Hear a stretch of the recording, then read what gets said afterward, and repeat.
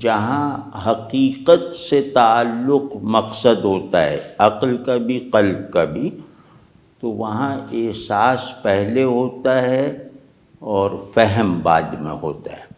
تو ان کے یہاں بھی یہ شاعری ہے نا، اور شاعری کا مطلب قانون ہی یہ ہے کہ پہلے دیکھو پھر سمجھو، دیکھے ہوئے کو سمجھو۔ وہ دیکھا ہوا اتنا تہدار بنا دیتے ہیں کہ اسے پھر وہ ذہن کو بھی جذب کر لیتا ہے۔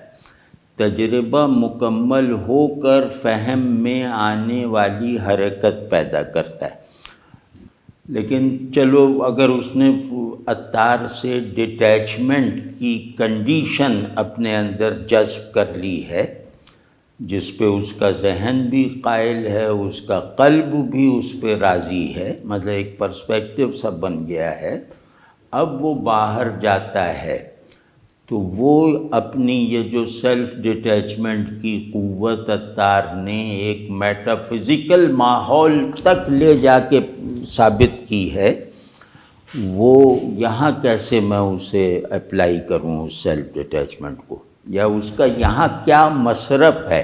وہاں تو مصرف ہے کہ خدا کا عرفان حاصل ہو جائے گا، بندگی میں کمال حاصل ہو جائے گا۔ یہاں کیا مصرف ہے؟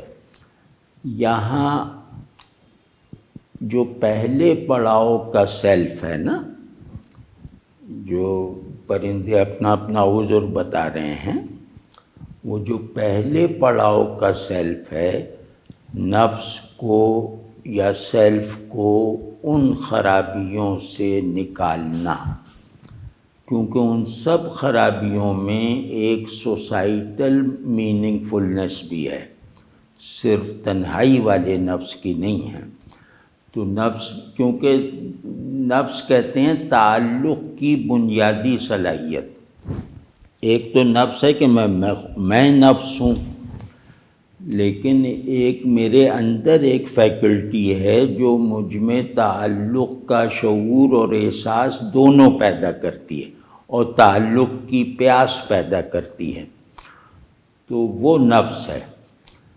تو عطار کے پیراڈائم میں رہتے ہوئے یا اس روایت میں رہتے ہوئے، اب یہاں خود سے ڈیٹیچمنٹ کا مطلب ہے کہ نفس کے مادہ شر کو اظہار سے روکنا اور اس کے جوہر تقویٰ اور جوہر خیر کو عمل میں لاتے رہنا، یہ سیلف ڈیٹیچمنٹ ہے۔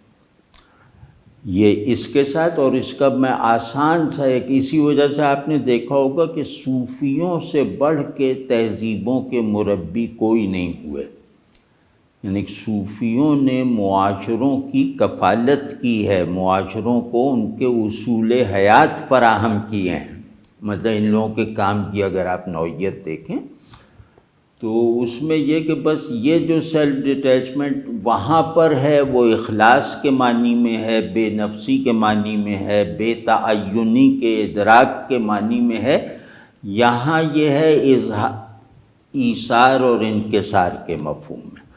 اگر میں اپنے معاشرتی وجود کو ایثار اور انکسار کی اقدار پر ثابت قدمی سے کھڑا کر لیتا ہوں تو میں عطار کے فیض کا سماجی مصرف نکال رہا ہوں۔